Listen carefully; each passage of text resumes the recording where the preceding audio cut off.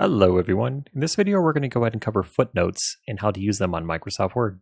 So footnotes are helpful if you have something in your document and you need to provide some additional context to it or an additional maybe definition for that word, and it doesn't make sense to apply it in the body of your paper. What you can do is you can add a footnote.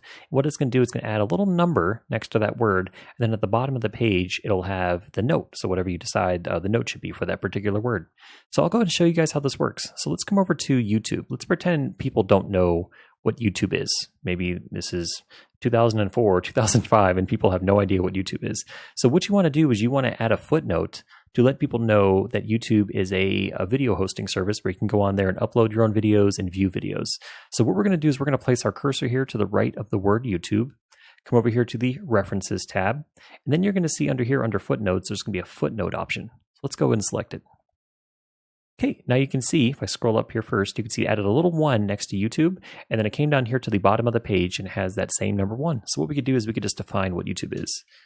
YouTube is a video hosting service that allows you to view and upload videos.